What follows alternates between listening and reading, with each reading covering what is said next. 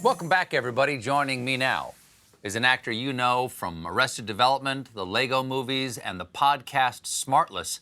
He also hosts Lego Masters, which starts its second season on June 1st. Please welcome to a late show, Will Arnett. Hey, Will Arnett.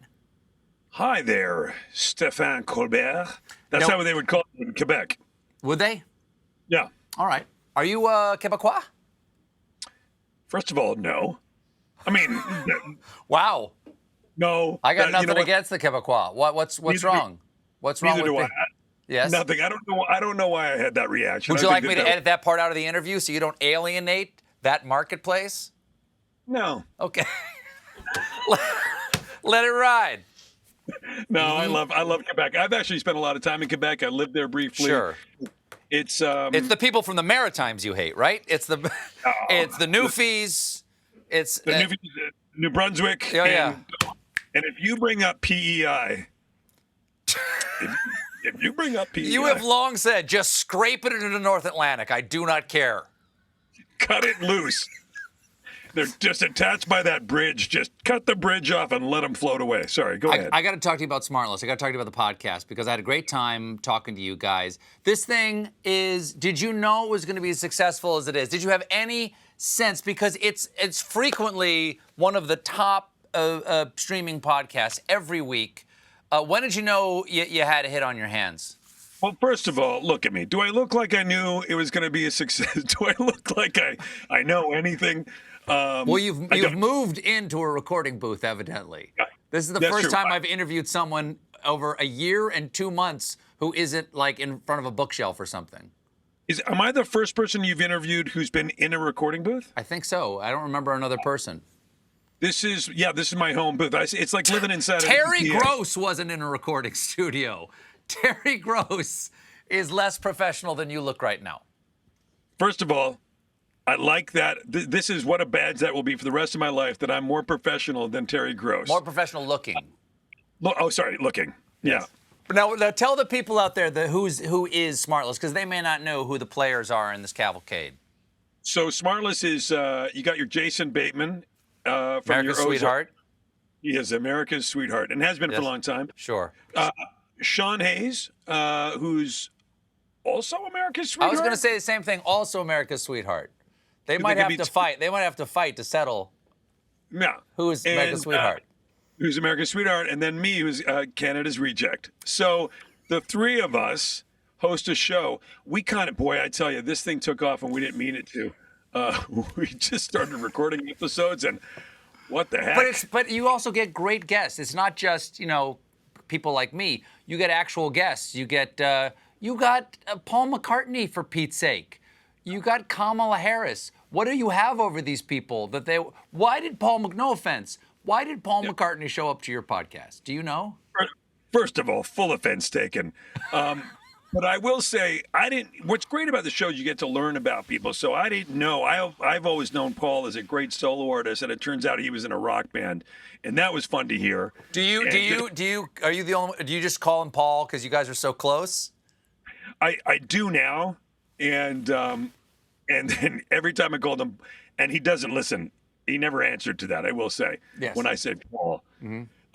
And rightfully so. Why would he? But yeah, it was pretty crazy that we had Paul McCartney on. Then we also had Kamala Harris the day before she announced that she was going to be on the ticket with Joe Biden. We've had incredible guests, and you know what that's like. I mean, I can't believe now I'm in. Getting guests is a thing that's your realm. Right. I mean, sometimes you get, a Will Arnett, and then it's like a vacation because that guy just goes. Sure. Mr. Improv, they call him. Improv all day. So freeze. Good. You froze. Okay. So what's that? I'm being told we're halfway through the interview at this point. They've told me we're halfway through. We only get to do this amount of time one more time. So let's make it worthwhile, okay? This isn't podcasting where we talk for 2 hours and you guys, what'd you say? You're the first question in the card. I've gotten literally I'm on the first question still is what he's telling me. All right, let me answer. And then just to clarify, my answer is yes. Now, you've said on the podcast that everyone in show business has a terrible audition story. Yeah. But I have not heard your terrible audition story. Can you ante up? Years ago, I auditioned. I had to go audition I had a callback audition for this Kevin Costner vehicle. It was a picture called The Postman. Sorry, I speak in old-time Hollywood vernacular. So it's a tremendous picture. And I get a call. I get a call back. I got to go show up and meet with him the night before. I go for sushi, and wouldn't you know it? I wake up in the night and I am throwing and going. So I go over to one of those. All the taps are open. Just whoever's playing the organ has pulled open all the stops.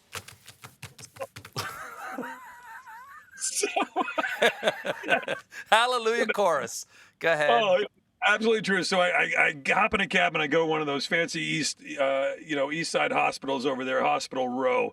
By the way, it's nice how cities have hospital rows. Wouldn't you spread them out? Why do you put them all in the same spot? How stupid is that? Anyway, I got such a beef with the New York Hospital Committee.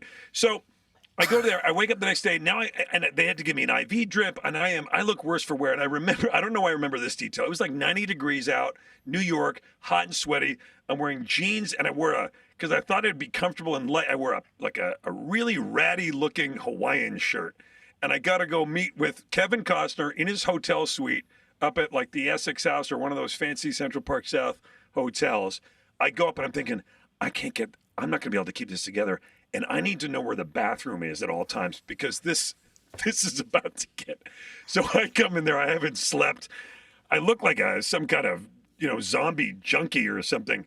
And I come in there and I'm nice to meet you. And I just think we're going to talk. And he goes, great. Let's do the scene. Let's get it on its feet. And I'm like, oh God, here we go. So I'm like looking and I stand up and I think, please don't crap your pants in front of Kevin Costner.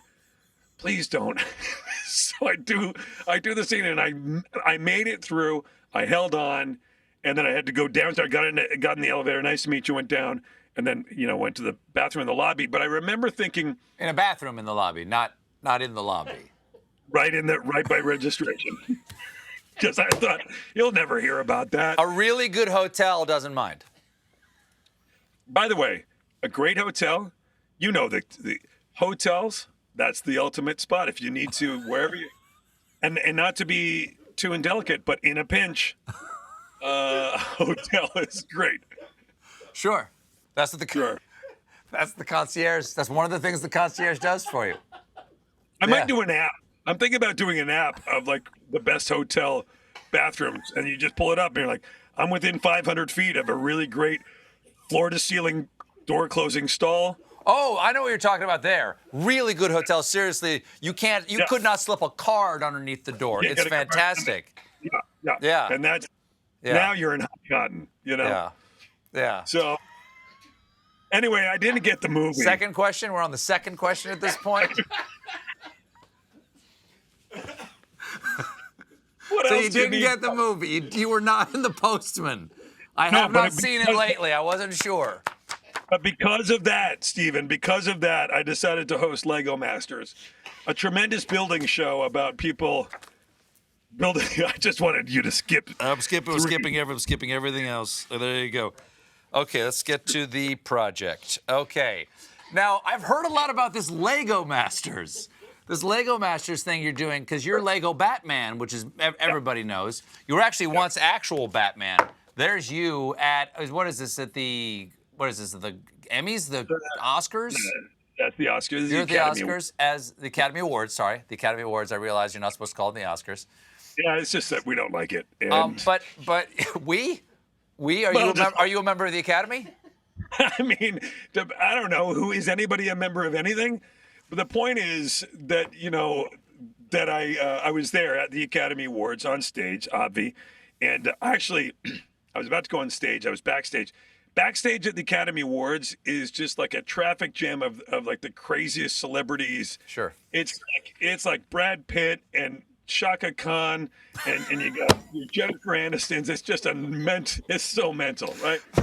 So I'm in there. I didn't know Brad Pitt and Shaka Khan were dating. Really? Well, they were in a vehicle. Yeah. They were gonna do a picture for MGM at one point. So anyway, so I'm in there and I'm wearing the full suit, and French film star, French film dynamo, Marion Cotillard walks by me, and in my ear she says, "Didn't I kill you?" Wow. Wow. That's sexy. Very chilling. Yeah. Very, and also kind of indicative that she never saw the end of The Dark Knight Rises. I did my scene. I don't care what happens after this. what am I got to get back to Guillaume Canet or whatever her husband's name. You know, it's Guillaume Carnet. It is. Billy Meat, I believe that means. She also, Guillaume Carnet. No, what's that guy's name? He's a big French film star. Sure. Not only Guillaume Carnet. That's his name. Canet. Well, I'm going to Google it later. Do it now. Google him now. Okay. Do you want it? I don't like people seeing my Google face, but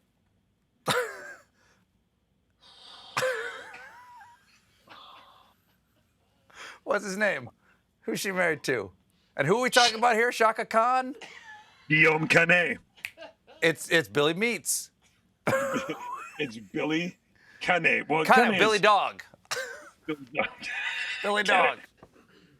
I don't think she even read the script. It really showed. Not only did she not see the movie, she didn't even read the script.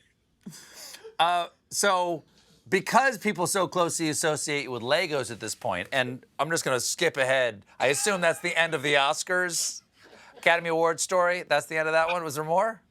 So I got out of the suit. I ended up getting, that was it. I'm just okay. Good. The night. So you're so closely associated with Legos at this point that you last year you ended up hosting and producing, because that's very important because Daddy gets his beak wet, a new reality show. Come on, it's show business, baby. Okay. It's not show friends. It's not show friends. No, right. It's not show art. Okay. No.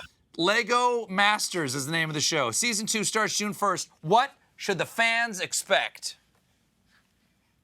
Do you like good times? Do you like seeing stuff? You weren't ready for my promo. I do like good times. Then you're gonna love. I've never been asked that question before, other than a woman through a window on a street corner. Never about a TV show? Never. You know what I said? You know what I said when we were pitching the show? I marched into the office of the brass over at Fox. I marched right in there. Oh, sure. And they all sat there, all of them, all the brass. Yeah. And they said, "What do you got for us?" And I said, I took a beat. I had my whole crew with me. I had the whole Lego crew with me behind me. Sure.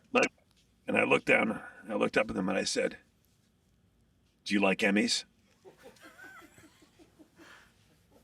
And they thought I was kidding at first, and they looked around, and then they huddled up, and they whispered and stuff, and they came back, and they said, "Yeah, we like Emmys." And I said, "Great, this deal is done." Now, yeah. Imagine that I don't know what's going to happen next season. Can you give me any indication at all of what happens on the show? You know what we did on the show this year? Last year, we had a lot of great builders. This year, because of the success of the first season, we have tons of great builders came from all over the country, even more. And people also like it when you break Lego. I think they kind of love/hate it when you do it. Sure. So this year we just did it a lot, and we were exploding. We actually had like a actual explosive expert in there, lacing some of the builds with explosives. We're dropping them. We're putting them in front of a huge, like one of those huge 60-mile-an-hour wind fans, fans that they use on movie sets. So we're doing a lot of destroying of Lego. We get to see a lot of really cool builds. It is a lot of fun, and I don't know. It's one of those things. It's a feel-good show. I always say you watch a lot of these shows that are sort of reality, and they're kind of like gotcha shows, trying to make people look bad, get them all boozed up, and then watch them fight. That's not Lego Masters.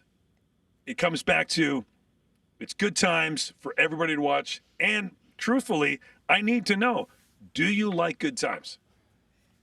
I do, Will Arnett. And that's why I like this interview so much. Yeah. Okay? Our second season. I'm saying our because I'm so invested at this point. Our second season of Lego Masters starts June 1st on Fox. The man is Will Arnett, everybody. We'll be right back with a performance by Brockhampton.